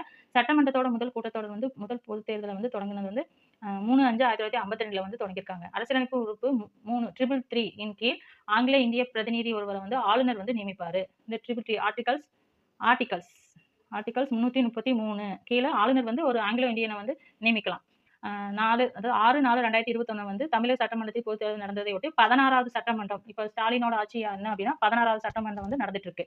மக்களவை உறுப்பினர்கள் ஒருவர் பொது கணக்கை குழு தலைவராக மக்களவையால் நியமிக்கப்படுவார். மக்களவை உறுப்பினர்களில் இருந்து ஒருவர் பொது கணக்கு குழு தலைவராக மக்களவை தலைவரால் நியமிக்கப்படுவார். சபாநாயகரால வந்து நியமிக்கப்படுறாரு. 1967 1968 வந்து முதல் முறையாக எதிர்க்கட்சி உறுப்பினர் ஒருவர் வந்து பொது கணக்கு குழு தலைவராக மக்களவை தலைவரால் நியமிக்கப்பட்டார். இதெல்லாம் முக்கியமானது. இக்குழு மக்களவைத் தலைவர் கட்டுப்பாட்டின் கீழ் இயங்கும் ஒரு நாடாளுமன்ற குழுவாகவே கருதப்படுகிறது. 1950 ஜனவரி முதல் 2018 வரை ஏப்ரல் வரை இக்குழு 1596 அறிக்கைகளை வந்து தாக்கல் செய்து உள்ளது. அடுத்தது அரசமைப்பில் உள்ள ஒரு விதிகளை திருத்தம் கோரும் சட்ட முன்வரிவு வந்து அரசியலமைப்பு திருத்த சட்ட முன்வரிவு என்று அழைக்கப்படுகிறது. அமெண்ட்மெண்ட் அப்படின்னா நம்மள இருக்கிற சட்ட விதியில ஏதாவது திருத்தம் மேற்கொள்றதா அமெண்ட்மெண்ட் அப்படின்னு சொல்லுவாங்க. உறுப்பு 362, அதாவது 368 2 கீழ் வரும் அனைத்து விதிகளும் இதில் அடங்கும். இந்த சட்ட முன்வரிவினை நாடாளுமன்றத்தில் ஈரவையிலும் கொண்டு வரலாம். அடுத்தது உறுப்பு 370 ஆர்டிகல்ஸ் 370 வந்து ஜம்மு காஷ்மீருக்கு வந்து சிறப்பு அந்தஸ்து வழங்கிட்டு வந்துச்சு. ஆனா வந்து ஆகஸ்ட் 5 2019 வந்து காஷ்மீருக்கான சிறப்பு அந்தஸ்தை வந்து கவர்மெண்ட் வந்து ரத்து செஞ்சுட்டாங்க. அடுத்து சங்கரலிங்கனார் அப்படிங்கிறது வந்து காந்திவாதியும் இந்திய விடுதலை போராட்டத்துக்காக போராடிய தமிழர். 1895 விருதுநகர் மாவட்டத்தின் மான்மலை மேடு கிராமத்துல வந்து பிறந்திருக்காரு. 1917 வந்து இந்திய காங்கிரஸ்ல சேர்ந்திருக்காரு. ராஜாஜி மீது ஏற்பட்ட ஈர்ப்பால் வந்து விடுதலை போராட்டத்துல பங்கேற்றிருக்காரு சங்கரலிங்கம். இவர் வந்து காங்கிரஸ் கட்சியை சேர்ந்தவர் தான். ராஜாஜி மேல உள்ள ஈர்ப்புனால விடுதலை போராட்டத்துல பங்கேற்றாரு. 1930 காந்தியுடன் தண்டி உத்தியாகிரக போராட்டத்தில் பங்கு பெற்றிருக்காரு. 1930 காந்தியுடன் தண்டி உப்பு சத்தியாகிரக போராட்டத்தில் பங்கு பெற்றிருக்காரு. மதராஸ் மாநிலத்திலிருந்து தெலுங்கு பேசும் மக்களை பிரித்து சென்னை தலைநகராக கொண்ட தனி மாநிலம் அமைக்க வேண்டும் என்று பெட்டி ஸ்ரீமலு மதராஸ் மாநிலத்திலிருந்து ஆந்திராவை பிரிக்கணும் அப்படின்னு பொட்டி ஸ்ரீராமலு 1952 வந்து உண்ணாவிரதம் போராட்டம் நடத்துறாரு. அவர் தொடர்ந்து பெயர் மற்றும் பிரச்சனை இருந்தது. இதைத் தொடர்ந்து 1956 வந்து மதராஸ் மாநிலத்திலிருந்து தமிழ்நாடு என பெயர் மாற்ற கோரிக்கை வந்து சங்கரலிங்கனாரும் உண்ணாவிரதம் இருந்தாரு. அவர் என்ன சொல்லியிருக்காரு, இவர் ஆந்திரா தனியா வேணும்னு சொல்லி போராட்டம் நடத்துறாரு. இவர் சங்கரலிங்கனார் என்ன பண்றாருன்னா தமிழ்நாடுங்கிற பெயரை மாற்றுங்க அப்படின்னு சொல்லி போராட்டம் நடத்துறாரு. பெயர் மாற்றம் உள்ளிட்ட 12 கோரிக்கைகளை வலியுறுத்தி 1956 ஜூலை 27 அன்று விருதுநகரில் தனது உண்ணாவிரத போராட்டத்தை தொடங்கினார்கள். இந்த உண்ணாவிரத போராட்டம் 75 நாட்கள் நடந்து சங்கரலிங்கனார் உடல்நல நடைபெற்று உண்ணாவிரத போராட்டத்தை கைவிடும்படி அண்ணாதுரை, மாப்பே சிவஞானம், ஜீவானந்தம் எல்லாம் சொன்னாங்க. ஆனா அவர் கேட்கல. 1956 அக்டோபர் 13 வந்து இறந்து போயிடறாரு. 76வது நாள்ல இறந்து போயிடறாரு. அடுத்து முக்கியமான ஆர்டிகல்ஸ் என்ன, வரதட்சணை ஒழிப்பு சட்டம் வந்து 1900 தான். மே வந்து 1961. பயங்கரவாத தடுப்பு சட்டம் வந்து 2002. பயங்கரவாத தடுப்பு சட்டம் வந்து 2002 மார்ச். மதராஸ் மாகாணம், அதாவது மதராஸ் மாகாணம் தமிழ்நாடு என பெயர் மாற்ற கோரி தியாகி சங்கரலிங்கனார் வந்து 27/7/1956 முதல் 13/10/1956 வரை 76 நாட்கள் வந்து உண்ணாவிரதம் இருந்திருக்காரு. மதராஸுக்கு பெயர் மாற்றம் வந்து சட்டம் 14 ஜனவரி 1969 தமிழ்நாட்டின் பெயர் மாற்றப்பட்டுச்சு. அடுத்து தேர்வுக்குழு. தேர்வுக்குழுவில் குறைந்தபட்ச எண்ணிக்கையில் உறுப்பினர்களை குறிப்பிட்ட காலத்திற்காக நியமிக்கப்பட்டிருக்கிறார்கள். தேர்வுக்குழு வந்து வெஸ்ட் மினிஸ்டர் நாடாளுமன்ற மக்களாட்சி முறையிலிருந்து பிறந்திருக்குது. மாநிலங்களவை விதிகள் மற்றும் நடைமுறைகளில் உறுப்பு 125 கீழே எந்த ஒரு குறிப்பிட்ட சட்ட முன்வரைவையும் தேர்வுக்குழுவுக்கு அனுப்பும்படி எந்த ஒரு உறுப்பினரும் தீர்மானம் கொண்டு வர மூடும். தீர்மானம் ஏற்றுக்கொள்ளப்பட்டால் அந்த சட்ட முன்வரைவு தேர்வுக்குழுவின் பரிசீலனைக்கு அனுப்பப்படும். இவ்வாறு தீர்மானம் கொண்டு வந்து வருவதற்கு தேர்வுக்குழுவின் மொத்த உறுப்பினர்களில் 1/3 குறைந்தபட்ச உறுப்பினர்களாவது அவையில இருக்கணும். இவ்வாறு முன்மொழியப்படும் தீர்மானம் மீதான வாக்கெடுப்பு வெற்றி தோல்வியின்றி முடிந்தால் அவை தலைமை ஏற்பவர் வந்து இறுதி முடிவாகும்.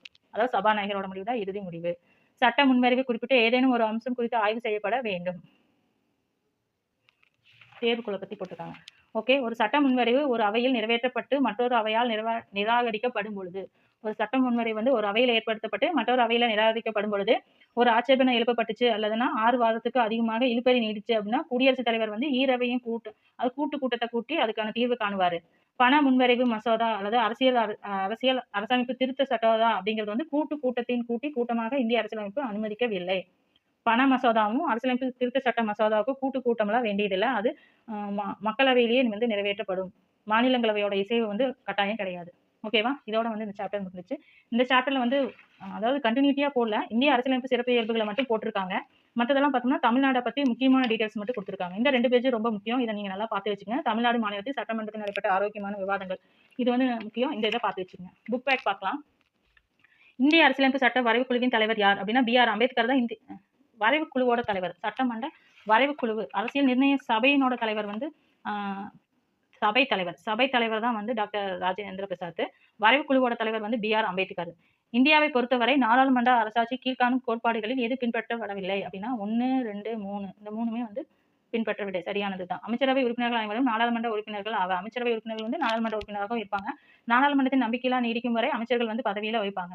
அமைச்சரவையில் அரசின் தலைவரால் தலைமை தாங்கப்படும். அரசியலோட தலைவர் தான் வந்து பிரதமர் தான் வந்து தலைமை தாங்குவார். அரசமைப்பை இறுதிப்படுத்த அரசமைப்பு நிர்ணய சபை எவ்வளவு காலம் எடுத்துக்கொண்டுச்சு அப்படின்னு பார்த்தோம்னா 1946 டிசம்பர் 9 முதல் சுமார் 3 ஆண்டுகள் வந்து எடுத்துக்கொண்டிருக்காங்க. 1946 டிசம்பர் 9 முதல் சுமார் 3 ஆண்டுகள். மதராஸ் மாநிலம் எப்போது தமிழ்நாடு என்று பெயர் மாற்றப்பட்டுச்சுன்னா 1969.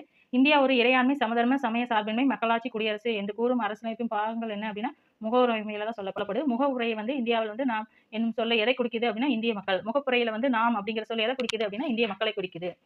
அடுத்தது கீழ்காணும் சொற்களை முகப்புரையில் எந்த வரிசையில் இடம்பெற்று உள்ளது அப்படிங்கிறத வரிசைப்படுத்தணும். ஃபர்ஸ்ட் இறையாண்மை, மக்களாட்சி, இறையாண்மை, சமதர்ம, குடியரசு, மக்களாட்சி, மதசார்பின்மை. ஃபர்ஸ்ட் ஒன் வந்து இறையாண்மை, 2வது வந்து சமதர்ம, 3வது என்ன அப்படின்னா மதசார்பின்மை, 4வது குடியரசு, மக்களாட்சி, 5வது குடியரசு. 4வது மக்களாட்சி, 5வது குடியரசு.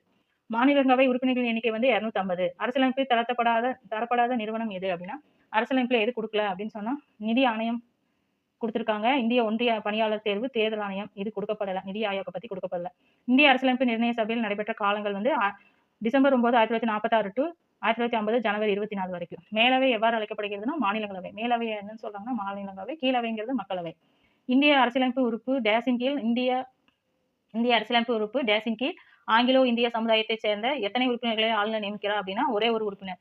ஆர்டிகல்ஸ் 333 கீழே ஒரு உறுப்பினரை தான் வந்து ஆளுநர் நியமிக்கிறார். தமிழ்நாடு மாநில சட்டமன்றத்தில் தேர்ந்தெடுக்கப்பட்ட உறுப்பினர்கள் வந்து 234 உறுப்பினர்கள் இருக்காங்க. அடுத்தது 42வது அரசியலமைப்பு திருத்த சட்டம் ஒரு குறு அரசியலமைப்பு என்றே குறிப்பிடப்படுகிறது. 42வது அரசமைப்பு திருத்த சட்டம் வந்து ஒரு குறு அரசமைப்பு என்றே குறிப்பிடப்படுகிறது. காரணம் அதிகமான விதிகளை கொண்டு ஒருங்கிணைக்கப்பட்ட திருத்த சட்டம் ஆகும். கூற்றும் காரணம் சரியானவை, காரணம் கூற்றுக்கு சரியான விளக்கம். இந்திய அரசியலமைப்பு மிக நெகிழ்வுத்தன்மை கொண்டது. காரணம் இதுவரை அரசியலமைப்பு 100 முறைக்கு மேல் திருத்தப்பட்டு உள்ளது. கூற்றும் காரணம் சரியானவை, காரணம் கூற்றுக்கான சரியான விளக்கம். ஓகே ஃப்ரெண்ட்ஸ், இந்த வீடியோவில் 11th ஃபர்ஸ்ட் சாப்டர் மட்டும் பார்த்துருக்கோம். அடுத்தது எல்லாமே எப்படி பார்த்தோம்னா டாபிக் வைஸ் வந்து பார்க்கலாம். ஓகேவா பற்றி பார்க்கலாம். அதாவது கண்டினியூட்டி தான். இந்திய அரசியலமைப்பு வந்து ஆட்சிக்குழு சட்டங்கள், அதாவது பிரிட்டிஷ் பீரியடோட ஆக்டுகளை பின்பற்றி தான் நம்மளும் வந்து நம்மளுக்கு அரசியலமைப்பை கொண்டு வந்தோம். அமைச்சரவை குழு வந்து அரசியல் நிர்ணய சபையால் வந்து உருவாக்கப்பட்டுச்சு. அமைச்சரவை குழு வந்து அரசியல் நிர்ணய சபையால தான் உருவாக்கப்பட்டுச்சு. உருவாக்குறதுக்கு வந்து 166 நாட்கள் வந்து எடுத்துக்கொள்ளப்பட்டுச்சு. அரசியலமைப்பு உருவாக்குறதுக்கு மொத்தம் எத்தனை நாட்கள் எடுத்துக்கொண்டாங்க அப்படின்னா 2 ஆண்டுகள் 11 மாதங்கள் 18 நாட்கள் வரைக்கும் நிலவுச்சு. அரசியலமைப்பு உருவாக்குறதுக்கு எத்தனை ஆண்டுகள் அப்படின்னா 2 ஆண்டுகள் 11 மாதங்கள் 18 நாட்கள் வந்து பரவிடுச்சு. 1919 இந்திய அரசாங்க சட்டத்திற்கு எதிர்ப்பு கொண்டு வந்தாங்க. அதாவது மாண்டேகு ஜேம்ஸ் போர்டோட ஆக்டுக்கு எதிர்ப்பு தெரிவிச்சாங்க. 1928 வந்து பாம்பாயில அனைத்து கட்சி மாநாடு மோதிலால் நேரு தலைமையில வந்து நடைபெற்றுச்சு. அதுல வந்து அவங்க ஒரு அறிக்கையை தயாரிச்சாங்க. நேரு அறிக்கையை வந்து தயாரிக்கிறாங்க. அதுல வந்து முழு நிறைவான அரசியலமைப்பை உருவாக்கணும் அப்படிங்கிற முயற்சியை வந்து கூறியிருக்கிறாங்க. அதுக்கப்புறம் இந்தியாவுக்குன்னு ஒரு அரசியலமைப்பு வேணும் அப்படின்னு சொல்லி முதல்ல கூறினவர் யாருன்னா எம்.என். ராய். எம்.என். ராய் தான் இந்தியாவுக்குன்னே தனி ஒரு அரசியலமைப்பு வேணும் அப்படிங்கிற கருத்தை முதல்ல வந்து எடுத்து உரைச்சிருப்பாரு. 1934 வந்து இந்தியாவுக்குன்னு ஒரு அரசியல் நிர்ணய சபையை வந்து உருவாக்க வேண்டும் அப்படிங்கிற கோரிக்கையை முன் வச்சாரு. 1935 வந்து அரசியல் நிர்ணய சபையை உருவாக்கும் யோசனையை வந்து காங்கிரஸ் ஏற்றுக்கொண்டுட்டாங்க. 1935 அரசியலமைப்பு கோரிக்கையை வந்து காங்கிரஸ் ஏத்துக்கிட்டாங்க. அதுக்கப்புறம் பார்த்தோம்னா 1938 வந்து காங்கிரஸ் சார்பில் வந்து ஜவஹர்லால் நேரு அரசியல் நிர்ணய சபையை வந்து இந்தியர்களுக்கு மட்டுமே வேணும், எங்களுக்கான சட்டங்களை வந்து நாங்களே உருவாக்கிக்கிறோம் அப்படின்னு சொல்லி நேரு வந்து கூறியிருப்பாரு. 1940 வந்து காங்கிரஸோட கோரிக்கையை வந்து ஆகஸ்ட் அறிக்கையா வந்து வெளியிடுறாங்க. காங்கிரஸோட கோரிக்கையை வந்து ஆகஸ்ட் அறிக்கையா வந்து வெளியிடுறாங்க. அதுக்கப்புறம் 1942 கிரிப்ஸ் குழு வருது. அதாவது 42 கிரிப்ஸ் தூதுக்குழு வந்து இந்தியாவுக்கு வராங்க. புதிய அரசியலமைப்பை உருவாக்கும் பணியை வந்து இந்தியர்களிடமே விடப்படும் அப்படின்னு சொல்லிட்டாங்க. கிரிப்ஸ் தூதுக்குழு வந்து 1942 இந்தியாவுக்கு வராங்க. அவங்க வந்து புதிய அரசியலமைப்பை உருவாக்குற பணியை வந்து இந்தியர்களிடமே விடப்படும் அப்படின்னு சொல்லிடுறாங்க. 1946 வந்து பிரிட்டன்ல வந்து அட்லியோட அரசு அமைப்பாங்க. அதனால அவர் இந்தியாவுக்குன்னு சுதந்திரம் கொடுக்கணும் அப்படின்னு சொல்லி அறிவிப்பை வந்து அவர் அப்பவே வெளியிட்டுருவாங்க. அதாவது அங்க பிரிட்டன்ல ஆட்சி மாற்றம் நிகழ்ந்துறதுங்காட்டி இந்தியாவுக்கு அடுத்து சுதந்திரம் கொடுக்கறதுக்கான நடைமுறைகள்லாம் என்ன அப்படிங்கிறத வந்து பார்த்துட்டு இருப்பாங்க.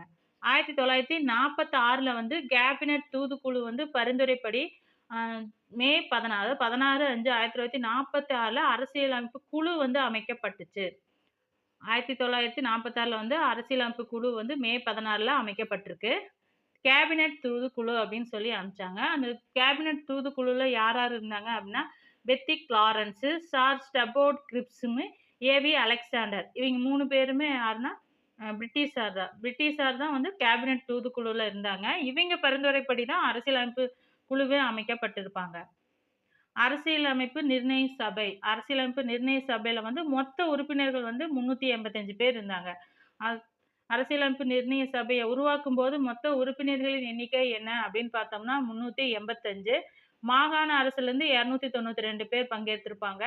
சுதேச அரசுகள்ல இருந்து 93 பேரு, முதன்மை ஆணையர்கள் வந்து 4 பேர் இணைஞ்சிருப்பாங்க. மொத்தம் 385 பேர் வந்து சேர்ந்துதான் இந்த அரசியலமைப்பு வந்து உருவாக்கி இருக்காங்க. அடுத்தது 296 பேர் வந்து 1946 ஆகஸ்ட் தேர்தல் மூலம் தேர்ந்தெடுக்கப்பட்டிருக்காங்க. இதுல 296 வந்து 1946 தேர்தல் மூலம் தேர்ந்தெடுக்கப்பட்டாங்க. அதுல காங்கிரஸ் வந்து 208 இடங்கள்ல வெற்றி பெற்றிருக்குது. முஸ்லீம் லீக் வந்து 73 இடங்கள்ல வெற்றி பெறுது. அதாவது 1946ல நடந்த தேர்தல்ல வந்து காங்கிரஸ் 200 இடத்துலயும், முஸ்லீம் லீக் வந்து 73 இடத்துலயுமே வெற்றி பெறாங்க. அதாவது டிசம்பர் 9, 1946ல அரசியலமைப்பு சபையின் முதல் கூட்டம் நடைபெறுது. டிசம்பர் 9, 1946ல வந்து அரசியலமைப்பு நிர்ணய சபையின் முதல் கூட்டம் நடைபெறுது. 211 உறுப்பினர்கள் வந்து கலந்துக்கிறாங்க.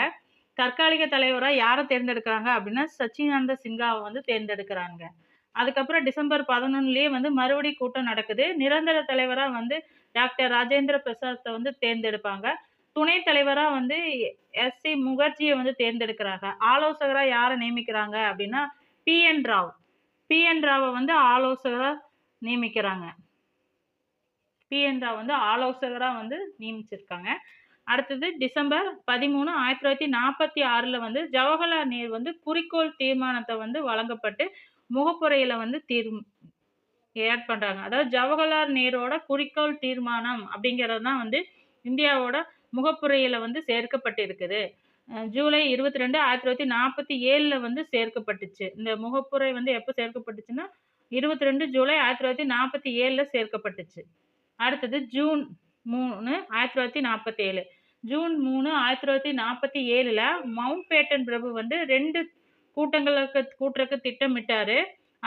அதுல வந்து இந்தியாவின் முதல் பாராளுமன்றத்தும் அரசியல் அமைப்பு சபையை உருவாக்குறதுக்கான திட்டங்களை வந்து தொடங்கினாரு. மவுண்ட் பேட்டன் தான்.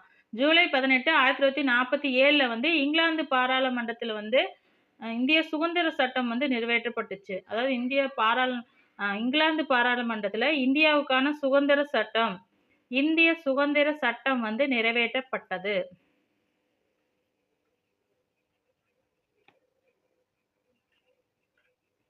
பிரிட்டிஷ் பாராளுமன்றத்தில் நிறைவேற்றப்பட்ட ஆண்டு என்ன அப்படின்னா, ஜூலை 18, 1947. ஜூலை 18, 1947ல இந்திய சுதந்திரம் வந்து இங்கிலாந்து பாராளுமன்றத்தில் நிறைவேற்றப்பட்டது.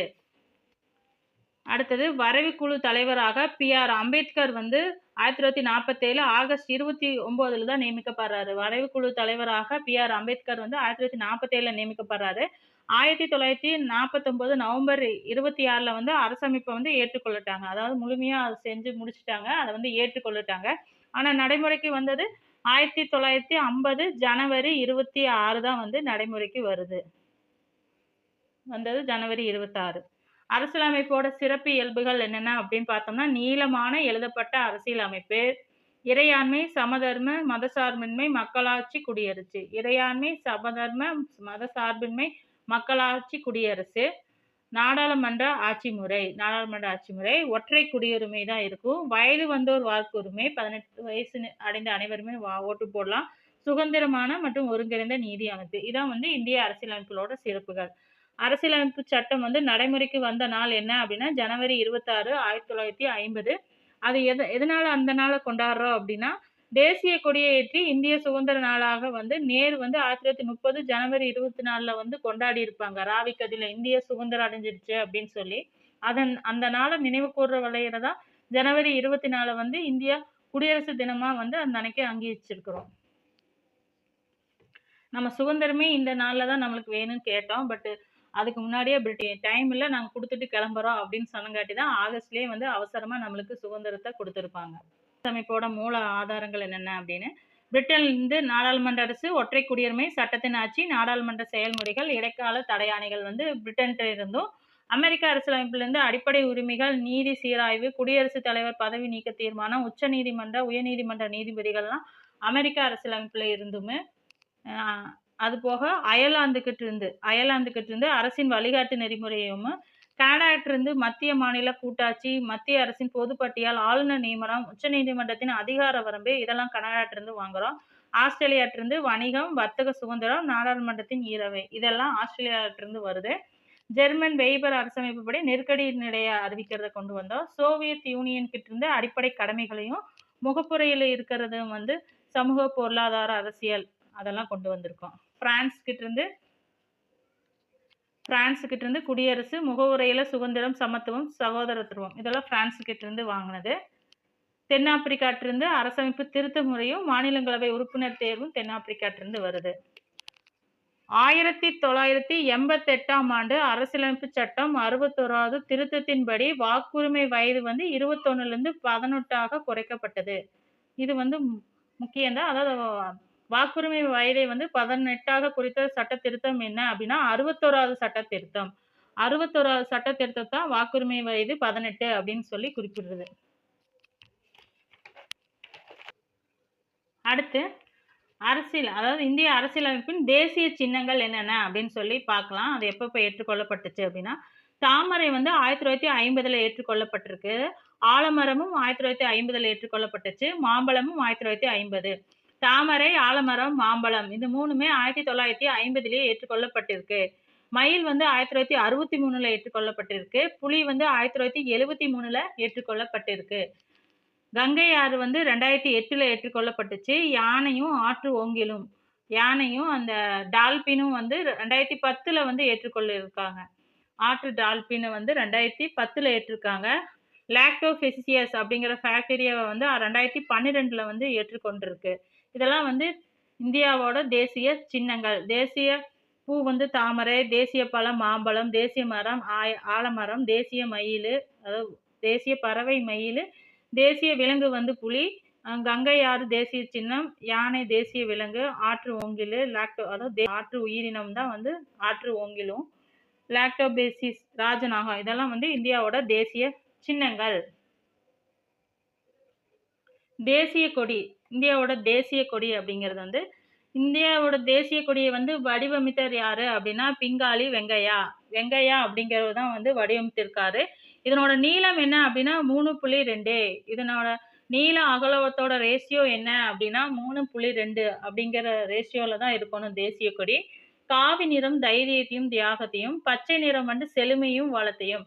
காவி நிறம் வந்து தைரியத்தையும் தியாகத்தையும், பச்சை நிறம் வந்து செழுமையும் வளத்தையும், வெள்ளை நிறம் வந்து நேர்மையும் அமைதியும் போட்டிட்டு வருது, அதாவது குறிக்குது. காவி நிறம் தைரியத்தையும் தியாகத்தையும், பச்சை நிறம் செழுமையும் வளமையும், வெள்ளை நிறம் வந்து நேர்மை அமைதி துன்பம் இதை எல்லாத்தையுமே நம்மளது குடிச்சிட்டு இருக்குன்னு. அதனாலதான் நம்ம கொடியில வந்து மூவண்ண கொடியை வந்து உருவாக்கி இருக்கோம். விடுதலை இந்தியாவின் முதல் கொடி வந்து எங்க தயாரிக்கப்பட்டுச்சு அப்படின்னா முதல் கொடி வந்து குடியாத்தத்தில் இருக்கு, அதாவது வேலூர் மாவட்டத்துல குடியாத்தத்துல வந்து முதல் கொடியை வந்து நெய்யப்பட்டுச்சு. நேரு வந்து வந்து அந்த கொடியை ஏற்றினாரு. அந்த கொடி இப்ப எங்க இருக்கு அப்படின்னு பார்த்தோம்னா புனித ஜார்ஜ் கோட்டை அருங்காட்சியில வந்து அந்த கொடி இருக்குது. அசோகர சக்கரத்தில் உள்ள ஆரங்களின் எண்ணிக்கை என்ன அப்படின்னு பார்த்தோம்னா 24. இதுதான் அசோக சக்கரத்தில் இருக்கிற ஆரங்களோட எண்ணிக்கை. தேசிய கீதத்தை வந்து தாகூர் வந்து பெங்காலியில் எழுதியிருக்காரு. நம் நாட்டோட தேசிய கீதம் வந்து என்ன அப்படின்னா ஜனகணமன. ஜனகணமன இருக்குல்ல, தேசிய கீதம் வந்து பெங்காலி மொழியில தாகூர் எழுதினது. அடுத்து தேசிய கீதம் ஏற்றுக்கொள்ளப்பட்ட ஆண்டு வந்து ஜனவரி 24, 1950. தேசிய கீதம் ஏற்றுக்கொள்ளப்பட்டது ஜனவரி 24, 1950. தேசிய கொடி ஏற்றுக்கொள்ளப்பட்டது ஜனவரி 22, 1950. தேசிய பாடல் வந்து வந்தே மாதரம். வந்தே மாதரம் தான் வந்து தேசிய பாடல். தேசிய பாடல் வந்து வந்தே மாதரம். அந்த பாடலை இயக்கியவர் யாரு அப்படின்னா பகிம் சந்திர சாட்டர்ஜி. பகிம் சந்திர சாட்டர்ஜி. தேசிய கீதம் வந்து தாகூரோடது. தேசிய பாடல் வந்து வந்தே மாதரம். அதை வந்து பகிம் சந்திர சாட்டர்ஜி எழுதியிருப்பாரு. ஆனந்த மடம் அப்படிங்கிற நூல்ல இடம்பெற்ற பாடுதான் அதை வந்தே மாதரம். ஆனந்த மடம் அப்படிங்கிற நூல்ல இடம்பெற்றதுதான் என்னன்னா வந்தே மாதர பாடல். அரசியலமைப்பு, இந்தியாவில் அரசியலமைப்பு குழுவை நியமிச்சிருக்காங்க. அதுல வந்து இருந்த முக்கிய குழுக்களை மட்டும் பார்ப்போம். மாகாண அரசியலமைப்பு குழுவுல வந்து அடிப்படை உரிமைகள் மற்றும் சிறுபான்மையினருக்கான குழு வந்து சர்தார் வல்லபாய் பட்டேலுக்கு வந்து தலைவரா இருந்தாரு. அடிப்படை உரிமைகள் மற்றும் சிறுபான்மையினருக்கான குழுல சர்தார் வல்லபாய் பட்டேல் தலைவரா இருந்தாரு. கொடிக்குழுக்கு வந்து ஜே.பி. கிருபாலனி வந்து கொடிக்குழுக்கு தலைவராக இருந்தாங்க. கொடிக்குழுக்கு வந்து ஜே.பி. கிருபாலனியும். மைய அரசின் அதிகாரம் குறித்த குழுக்கு தலைவர் யாரு அப்படின்னா ஜவஹர்லால் நேரு. மாநில அரசுகளுடன் பேச்சுவார்த்தை குழு தலைவர் வந்து டாக்டர் ராஜேந்திர பிரசாத்.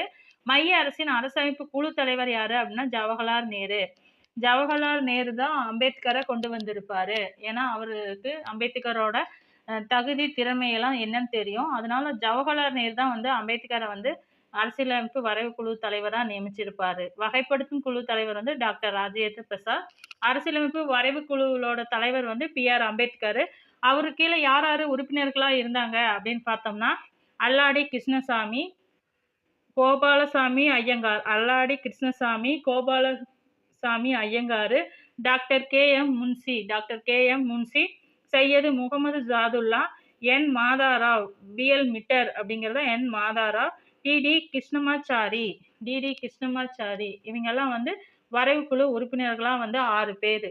அம்பேத்கர் பிளஸ் 6 பேர் சேர்ந்து தான் வந்து இந்த அரசியலமைப்பை வந்து முடிவு செஞ்சிருப்பாங்க. அதுக்கு மேல அப்ரூவ்டு வாங்குறது எல்லாமே அதுக்கப்புறம் தான். முகவரை பத்தி பார்க்கலாம். முகவரை வந்து எப்படி இருக்குன்னா, இந்திய மக்களாகிய நாம் இந்தியாவை ஒரு இறையாண்மை மிக்க சமதர்மம் சார்ந்த மதசார்பற்ற மக்களாட்சி குடியரசாக அமைக்கவும், அதன் குடிமக்கள் அனைவருக்கும் சமூக பொருளாதார நீதி கிடைக்கவும் அப்படின்னு சொல்லி இந்திய முகவுரையில இடம்பெற்றிருக்குது.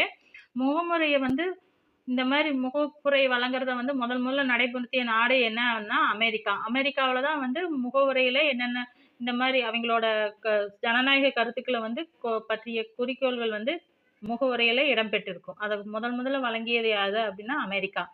நேருவின் குறிக்கோள் தீர்மானத்தின் மூலம் டிசம்பர் 13 அன்மொழியப்பட்டதா என்ன அப்படின்னா முகவுரை. நேருவோட குறிக்கோள் தீர்மானத்தின் மூலம் தான் முகவுரை வந்து இந்திய அரசியலமைப்புல இடம்பெற்றிருக்கு. இறையாண்மை, சமதர்ம, மதசார்பற்ற மக்களாட்சி குடியரசு இந்த வார்த்தை தான் முக்கியம். ஆர்டர் வந்து இறையாண்மை, சமதர்ம, மதசார்பற்ற மக்களாட்சி குடியரசு இதுதான் ஆர்டர். இந்திய அரசியலமைப்பின் ஆன்மா முகமுரிமை அப்படின்னு சொன்னவர் யாரு அப்படின்னா தாகூர்தாஸ் பர்காவ். இந்திய அரசியலமைப்பின் ஆன்மா முகவரை வந்து இந்திய அரசியலமைப்பின் ஆன்மா அப்படின்னு சொன்னவர் என்ன தாகூர்தாஸ் பர்காவ் அப்படிங்கறத சொல்லியிருப்பாரு. முகவுரையை வந்து இந்திய அரசியலமைப்பின் திறவுகோல் அப்படின்னு சொல்லப்படுது. இந்திய அரசியலமைப்பின் திறவுகோல் என்ன அப்படின்னு கேட்டோம்னா முகவுரை. சுதந்திரம் வந்து சமத்துவம், சகோதரத்துவம் அப்படிங்கிற வார்த்தைகள் எங்கிருந்து பெறப்பட்டுச்சு அப்படின்னா பிரெஞ்சு புரட்சி 1789. சுதந்திரம், சமத்துவம், சகோதரத்துவம்ங்கிறது எங்கிருந்து பெறப்பட்டுச்சுன்னா பிரெஞ்சு புரட்சி 1789. அடுத்தது கேசவானந்த பாரதி பிளிசஸ் கேரளா அரசை எதிர்த்து தொடங்கிய வழக்கு 1973 வந்து முகவுரை வந்து அரசியலமைப்பின் ஒரு பகுதி அப்படின்னு தீர்ப்பு வழங்கப்பட்டுச்சு. முன்னுரை அரசியலமைப்பின் ஒரு பகுதியே என்று உச்சநீதிமன்றம் தீர்ப்பு வழங்கியிருக்காங்க. முகவரியில இடம்பெற்றிருக்கிற ஜனநாயகம் அப்படிங்கிறது வந்து அப்ரஹாம் லிங்கன் கருத்துப்படி ஜனநாயகம் என்பது மக்களால் மக்களுக்காக அமைக்கப்படும் மக்களின் அரசு. அமலாட்சி அப்படின்னாவே மக்களால் மக்களுக்காக அமைக்கப்படும் மக்களின் அரசு தான் ஜனநாயகம் அல்லது மக்களாட்சி அப்படின்னு சொல்லுவாங்க. அடுத்தது அனைவருக்கும் சமமான நீதி கிடைக்கணும். ஜனநாயகம் அப்படிங்கிறது வந்து எல்லாருக்குமே ஒரே மாதிரி நீதி கிடைக்கணும். சுதந்திரமான மற்றும் பாரபட்சமற்ற நீதித்துறையை நாடும் போது எல்லாத்துக்குமே சரிசமமான நீதி நம்மளுக்கு கிடைக்கணும். சுதந்திரமாகவும் இருக்கணும் நீதித்துறை. யாருக்கும் பாரபட்சம் இல்லாம நீதி வழங்கிட்டு வரணும். பத்திரிகை சுதந்திரமும் வேணும். பத்திரிகை சுதந்திரம் இருந்தா தான் ஒரு நாடு ஜனநாயக நாடு அப்படின்னு சொல்ல முடியும். நேர்மையான மற்றும் சுதந்திரமான தேர்தல் என்பது எப்படி இருக்கணும் அப்படின்னா நேர்மையாகவும் இருக்கணும். தேர்தல் கமிஷன் வந்து சுதந்திரமா செயல்படணும். ஆளுங்கட்சி கீழே கண்ட்ரோல்ல இருக்கக்கூடாது. இதெல்லாம் தான் ஜனநாயகம் அப்படின்னு சொல்லப்படுது. அடுத்து பார்த்தோம்னா மதசார்பின்மை, செக்குலரிசம். மதசார்பின்மை அப்படின்னா நாட்டுக்கென்று ஒரு மதம் இருக்கக்கூடாது.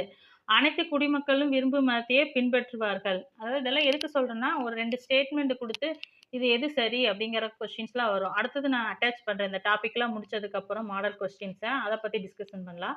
இது வந்து என்ன அப்படிங்கிற டீட்டெயில்ஸ் இப்போ பார்க்கலாம். நாட்டுக்குன்னு ஒரு மதம் வந்து இருக்காது. அனைத்து குடிமக்களும் விரும்பும் மதத்தையே பின்பற்றலாம். இதெல்லாம் வந்து மதசார்பின்மை நாட்டில் நடைபெறும். முகவுரையில் ஒரு முறை மட்டுமே திருத்தப்பட்டு உள்ளது.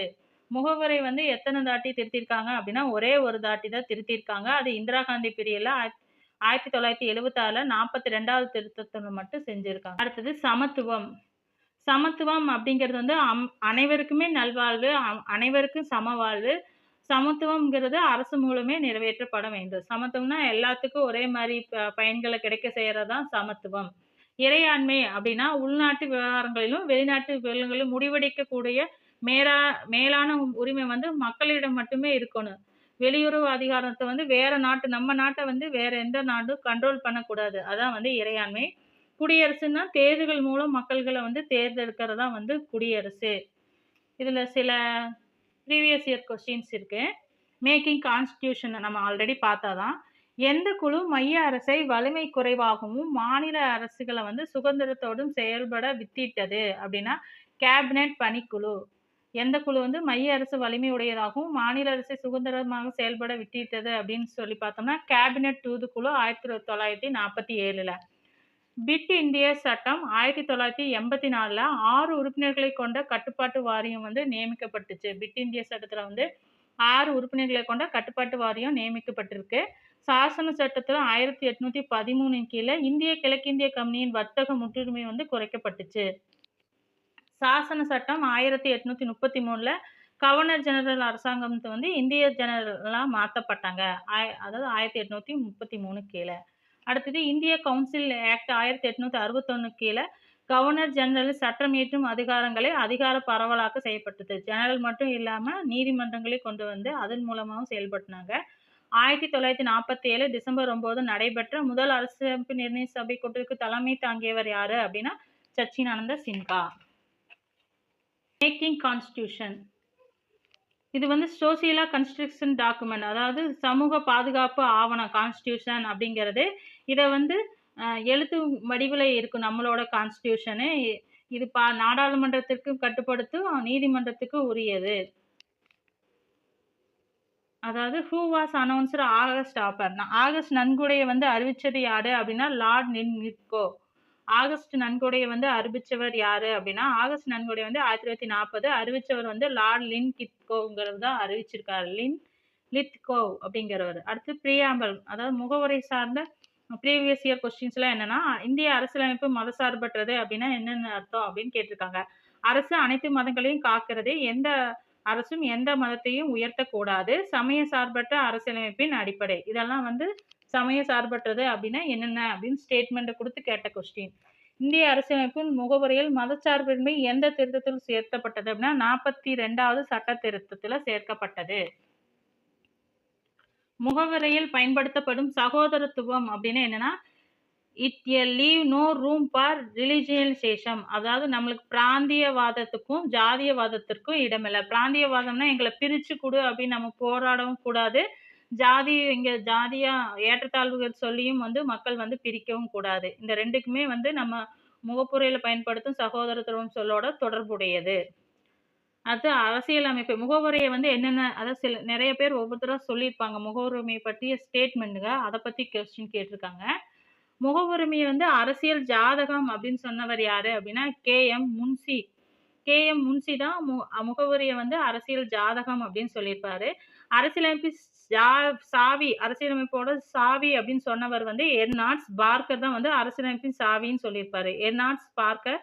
அரசியலமைப்பின் ஆன்மா அப்படின்னு சொன்னவர் வந்து தாகூர்தாஸ் பர்கவ். தாகூர்தாஸ் பர்கவ் தான் முகப்புரையை வந்து அரசியலமைப்பின் ஆன்மா அப்படின்னு சொல்லுவாரு.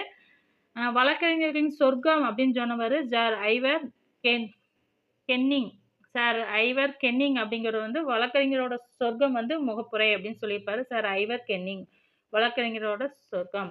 42வது சட்ட திருத்தம் வந்து முகவுரையில் என்னென்ன வார்த்தையை சேர்க்கச்சுன்னா சமய சார்பற்ற வார்த்தை சேர்க்கப்பட்டது. அரசாங்கம் அனைத்து சமயங்களையும் சமமாக பாதுகாக்கும். சமய சார்பற்ற சோசியலிச வார்த்தைக்கு முக்கியத்துவம் கொடுக்கப்பட்டுச்சு. ஃப்ரெண்ட்ஸ், இதோட இந்த வீடியோவை முடிச்சுக்கலாம். அடுத்த வீடியோவில் வந்து பார்க்கலாம். அதில் வந்து அடுத்த டாப்பிக்கு குடியுரிமை, அடுத்த டாபிக் என்னென்ன இருக்கோ அதை நான் போட்டுடுறேன். பெண்டிங் இருக்கிற டாப்பிக்கில் அடுத்தடுத்த டாபிக். இதில் வந்து இந்த வீடியோ நம்ம என்ன பார்க்குறோம்னா அரசியலமைப்போட சிறப்பு கூறுகளையும் வந்து முகப்புரையை பற்றி இந்த வீடியோவில் பார்த்துருக்கோம். ஓகேவா ஃப்ரெண்ட்ஸ்? ஓகே, பாய்.